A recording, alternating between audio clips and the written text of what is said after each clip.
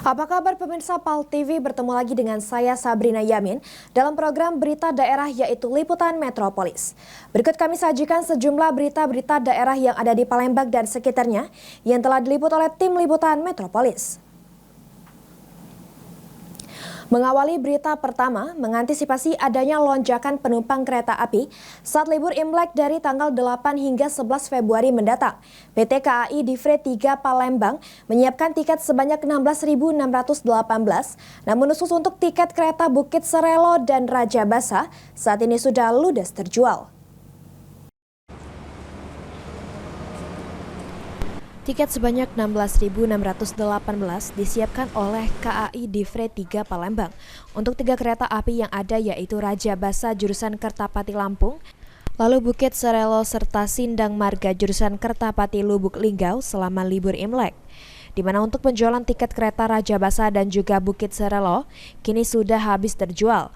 Namun untuk 3 kereta Sindang Marga jurusan Kertapati Lubuk Linggau, pihak KAI Divre 3 Palembang akan melakukan penambahan gerbong.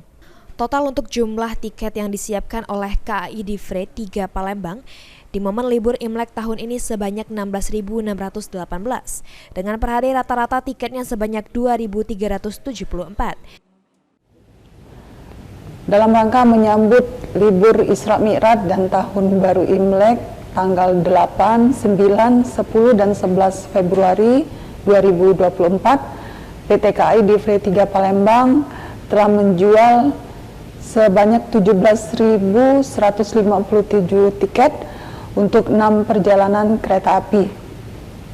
Saat ini kereta api yang beroperasi di Divre 3 Palembang yaitu kereta api Bukit Serelo, relasi Kertapati Lubuk Linggau, Lubuk Linggau Kertapati, kereta api Raja Basa, relasi Kertapati Tanjung Karang, Tanjung Karang Kertapati, dan kereta api komersial Sindang Marga, relasi Kertapati Lubuk Linggau, Lubuk Linggau Kertapati.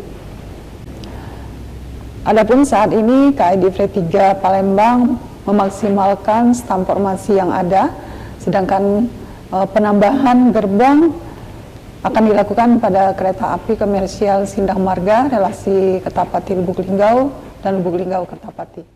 Dalam proses pembelian tiket kereta ini, KAI membuka layanan pembelian tiket melalui aplikasi khusus yang telah disiapkan serta website milik KAI. Firman Hidayat, PAL TV.